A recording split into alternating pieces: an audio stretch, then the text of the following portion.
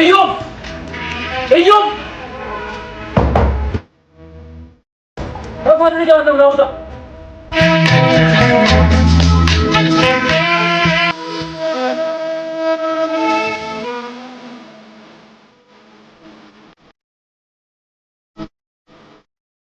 መንደር ለመንደር እየዞርኩ ማንንም ስላስፈራራ የምፈራ መሰለው ይወደዳ በደስ ይባል ሰማሁ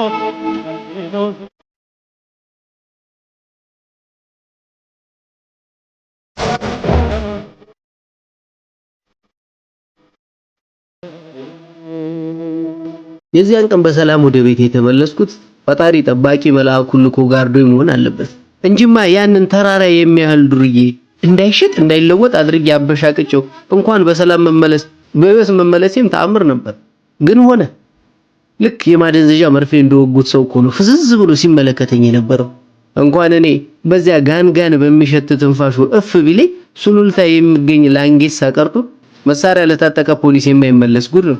የዛሬ ዓመት የፍርድ ቤት መጥሪያ ሊሰጠው የሄደውን ፖሊስ አይደለም እንዴ ጆሮ ግንዱን በጥፊ አንድዶት ከነመሳሪያው አፈር የቀላቀለው ቆዋ አንድ ቦታ የክላሽንኮፉ የጥይት መጋዘን ሌላ ቦታ ተበታትኖ ለቃቅሞ ነበር በቃሬዝ የወሰዱ። ማዕረጉ ሳይቀር ከተከሻው ላይ ተነቅሎ በሩ በውስጥ ነው የተገኘው። ምን እሱ ብቻ ጋሽ አለበልንስ ቢሆን እንዲህ ሁለት የፊት ጥርሱን በቡጤ አርግፎ አፉን የጋራዥ በር አስመስሎት የቀረው ማን ነው? ይሄ ወጠምሻ ዱርዬ ነው።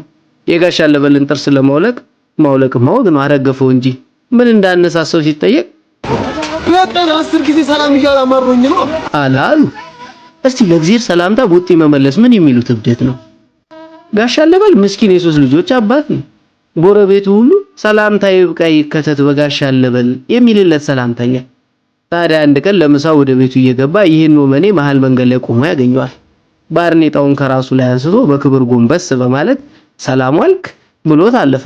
ሰው መስሎት አለፍ ከማለቱ ዱርዬው እንዳንዳሽ ነገር ተወርውሮ ኮሌታውን ከኋላ ጨምድዶ ከያዘ በኋላ በዛ ግድንግድ ጉማጅ በሚያክል እጁ በቡጢ ከመሬት ደባለቀው። ምስኪኑ አለበል ጥቅልል ብሎ ወደቀና እንደ ትል እጥፍ ዘርጋ እያለ አፈር ላይ ተንፈራገጠ። በኋላ ነው ጥርሱን መርገፉን ያወቀው። ደሞ አፍሩን ሰው አግኝተው ሙተው ይሄን ዱርዬ ስሙን ኢዮብ አሉት።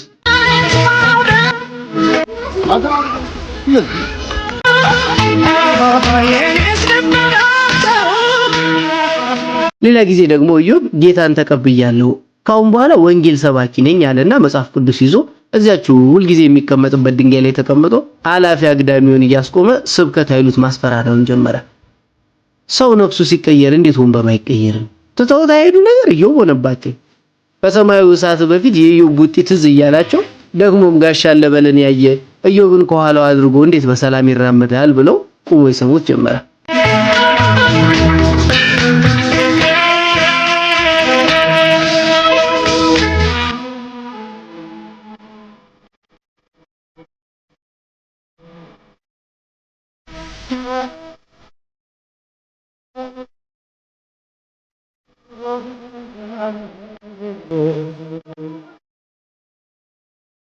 መቼስ ክርስቶስ ከተሰቀለ ወዲህ ወንጌልን እንዲያደርጉ የሰበከ ታይቶም ተሰምቶም አይታወቅ። ድንገት አንዱ መንገደኛ ፊት መንገዱን ዘግቶ እንደ ጅብራ ይገተርና የደፈረሰ አይኑን አፍጥጦ ኢየሱስ ጌታ ነው ሲል ማን ወንዱ ነው የሚቃወም?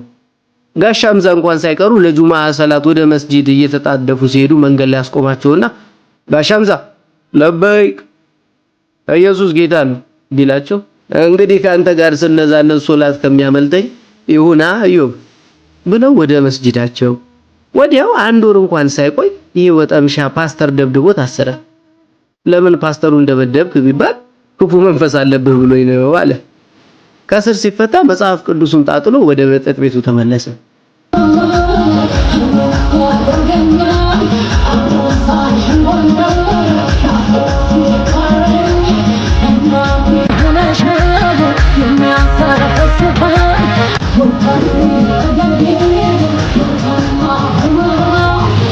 እንዳገረሸ ዱርዬነት አደገኛ ነገር የለም።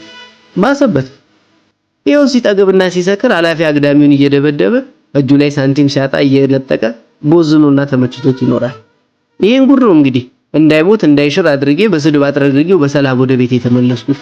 ያው ቤቱ ሄጄ እፈልጋለሁ ናውጣ ብዬ ምን አገናኛችሁ የሚል አይጠፋ መቼስ ጎዶሎ ቀን ነው። ኢዮብ የባለቤቴ ታላቅ ወንድም የመጀመሪያ ልጃችንን የወለድን ጊዜ እንደወጉ ቁርጥ አባቱን ከሚለው አራስ ጠያቂው ይልቅ ኢዮብ አጎት ሆነ ባዩ በዛ። አንድ ቀን ታዲያ ይሄ አጼ በጉልበቱ የማይታለፍ መስመር አለፈ። እንኳን አንድ የመንደር ዱርዬ ሞት ራሱ መጥቶ ፊቴ ቢቆም የማልደራደርበት ጉዳይ ዘነኮረ። አበድኩ። እግሮቼ እንደ እግር ሳይሆን እንደ ክንፍ አብረው ወደ ቤት ወሰዱኝ። ያውም ከስራ እንደወጣው ሙሉ ልብሴን ከነከረባቴ ግጥም አድርጌ ለብሼ ሰው አገሩ ሲነካበት አሮጌ ጠመንጃ አንስቶ ከሰማይ ከምድር ከገዘፈ ጠላት ጋር የሚፋልመው ከጀግንነት ይልቅ በፍቅር ተገፍቶ መሆኑን ያወቁት በዚያች ቀን ነው። ኢዮብን እየተንጠራራው አንባረኩበት። ማን ነው የምትለው አልኩት። መንደር ለመንደር እየዞርክ ማንንም ስላስፈራራ የምፈራ መሰለህ አልኩት። ወይኔ ወይ አንተ እንሞታለን እንጂ ፍርሃት የሚባል ነገር የለም አልኩት። ኢዮብ ቢጨንቀው ቡጢውንም ጡጫውንም ረስቶ የተወውን ሃይማኖተኝነት አስታወሰና አረ ጌታ ይገስጽህ አለኝ። በህይወቱ ለመጀመሪያ ጊዜ አንድ እርምጃ ወደ ኋላ አፈገፈገ። እኔም በህይወቴ ለመጀመሪያ ጊዜ ለጠብና ድብድብ አንድ እርምጃ ወደፊት ተራመድኩ። በልህ እየተንቀጠቀጥኩ ማለት የቻልኩት ምን አረጋቻችሁ ብቻ ነበር።